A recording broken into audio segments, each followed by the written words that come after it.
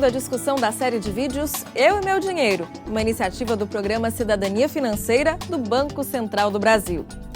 Sensibilizar o cidadão a pensar sobre sua relação com o dinheiro é o desafio dos episódios que estão disponíveis gratuitamente na internet no site cidadaniafinanceira.bcb.gov.br. Este debate vai ajudar você a promover discussões sobre educação financeira utilizando os 5 vídeos da série. E para conversar sobre os episódios da série e a utilização deste conteúdo educativo, estão aqui com a gente João Evangelista, que é chefe da Divisão de Educação Financeira do Banco Central do Brasil. Jorge Oliveira Castro, que é professor de Psicologia do Consumidor na Universidade de Brasília. E a professora Patrícia Grazel, que é coordenadora do curso de Pedagogia EAD da Unicinos. Obrigada pela presença e vamos falar do episódio Os Filhos da Mama, 2 irmãos e as trocas intertemporais. Mas afinal de contas, o que é isso, doutor João? As trocas intertemporais, Vanessa, são uma escolha que o consumidor faz entre antecipar o consumo do seu bem, ou seja, usufruir aquele bem hoje, mesmo sem ter dinheiro por ele, e pagar por ele amanhã, ou abrir mão de ter aquele bem hoje, poupar, economizar o seu dinheiro e comprar o bem amanhã. Nesse caso do vídeo que acabamos de assistir, nós temos uma situação muito clara em que 2 irmãos têm comportamentos distintos aí.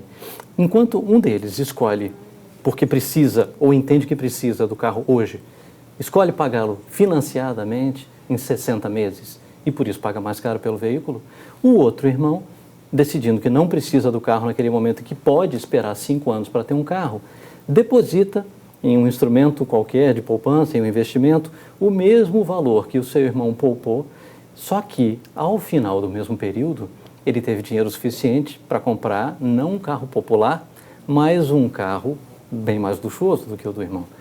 E aqui não há certo, não há errado. Esta é a discussão que o vídeo propõe. Com qual dos 2 personagens é que o espectador mais se identifica? Qual daquelas 2 posturas é mais adequada para você, para o professor, para a professora, para mim? Pois é, o Gabriel ele quer ter o carro agora, mesmo que seja um popular. Já o Rafael guarda para comprar um hiper, super, mega carro. Existe algum consumidor que consiga poupar para o hiper, super, mega, professor? Existem alguns, né? Não é a maioria, certamente, né? Na verdade, essa escolha intertemporal que o Dr. João mencionou, a literatura chama muito de escolha impulsiva versus escolha autocontrolada, né? A impulsiva é uma escolha pela alternativa que te dá um benefício imediato, só que menor, enquanto que a autocontrolada te dá um benefício mais atrasado, mas maior. Então é o caso típico de Rafael e Gabriel do vídeo, né? É um exemplo disso. Razão versus emoção. Pode ser colocado assim, né? Na verdade, o que se sabe na literatura é que crianças escolhem mais impulsivamente do que adultos, por exemplo. Sabemos também que animais escolhem mais impulsivamente do que pessoas, ou até crianças. E sabemos também que quanto mais atrasada é a escolha do imediato, mais as pessoas tendem a escolher o atrasado maior. Então, há variáveis conhecidas que interferem nesse processo de escolha, né? Mas o que me parece essencial nesse vídeo, e muito interessante, é que mostra que depende de cada um da sua circunstância. Não há a escolha impulsiva não é necessariamente errada e a atrasada é necessariamente correta, né?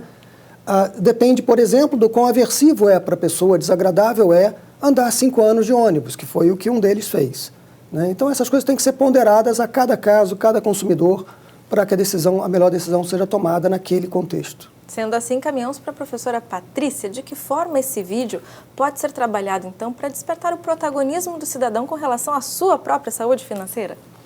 Esse vídeo ele é interessante porque ele mostra 2 situações no mesmo vídeo. Então, ele mostra a situação do rapaz que opta por comprar o carro financiado, parcelado, para ter o carro, o bem naquele momento, e o jovem que prefere guardar, poupar para ter o bem mais para frente. Esse vídeo ele é um recurso interessante para que eu consiga organizar um júri simulado, por exemplo. Organizo 2 grupos, tanto em empresa como em escola, em ensino médio, quanto em nível superior. Eu vou organizar 2 grupos e vou organizar o júri simulado. Um vai ser a favor do financiamento e o outro vai ser a favor de comprar à vista. E aí vão debater sobre isso. Porque o que a proposta do vídeo traz como essência é justamente a discussão. E nada melhor do que discutir tendo os dois pontos de vista. Então, o vídeo ele traz justamente essas duas situações. E aí vai possibilitar o sujeito se posicionar contra ou a favor. E pensar sobre o seu posicionamento e, quem sabe, até trocar, né, a sua ideia. E assim conseguir debatendo e utilizando o vídeo. Ou em sala de aula, ou na sua roda com amigos, na sua casa com seus familiares, mas em momento em que ele possa debater em grupo, de preferência com grupo. E eu já vou lançar uma pergunta para esse grupo. Doutor João, os juros, eles são sempre ruins ou podem ser bons? Os juros podem jogar a favor do consumidor ou contra o consumidor. Em qualquer um desses grupos da professora? Em qualquer um desses grupos da professora. E, primeiro, eu gostaria de fazer uma observação sobre...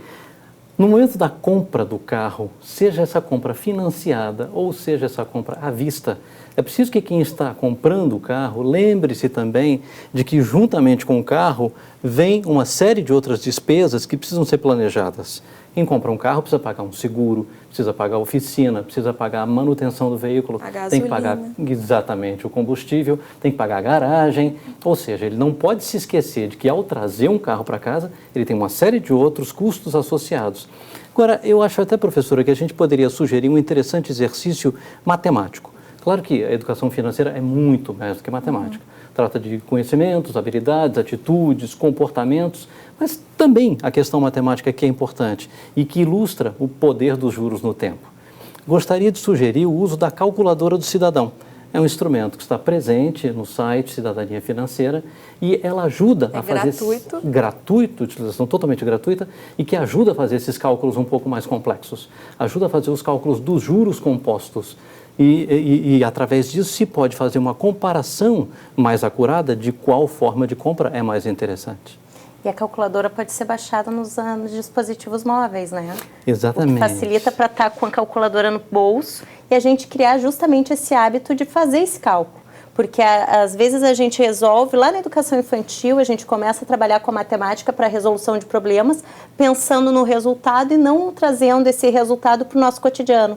Então, a calculadora ela vai possibilitar o educador trabalhar para mostrar que esse resultado está relacionado ao cotidiano e o sujeito, o cidadão, conseguir criar esse hábito que, de repente, não foi desenvolvido na sua formação. Professor Jorge, o importante é que a gente traga isso para o dia a dia, como disse a professora Patrícia, né? Sem dúvida, isso é fundamental. E no caso, a ideia da calculadora é excelente, eu acho que as pessoas têm que conhecer, porque o consumidor brasileiro, principalmente, tem o hábito de comprar se couber a prestação no seu orçamento.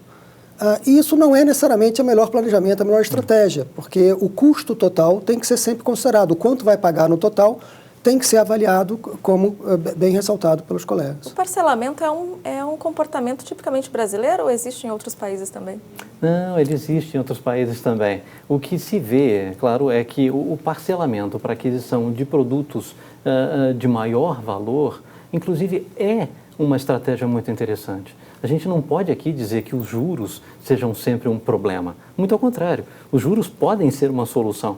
O que é preciso é que o consumidor tenha consciência daquele produto que ele está adquirindo, da forma de pagamento que ele está contratando, de todas as condições de pagamento, prazo, taxas de juros, custo efetivo total, para que de fato ele tenha condição de comparar as várias formas, as várias estratégias possíveis. Mas quem é que consegue comprar um imóvel, por exemplo, à vista? São muito poucas as pessoas. E daí a gente volta a falar do planejamento. É muito importante colocar na ponta do lápis tudo, então. Sem dúvida. Eu acho que essa é a mensagem principal, né? Que ao planejar, fica claro exatamente a alternativa que melhor se adequa à condição do consumidor. E já que eles compraram um carro novo, eu vou me planejar para o meu próximo veículo. Vou agradecer a presença de vocês, nós vamos ficando por aqui. Lembrando que o principal propósito da educação financeira é ampliar a compreensão do cidadão quanto ao consumo, a poupança e também o crédito.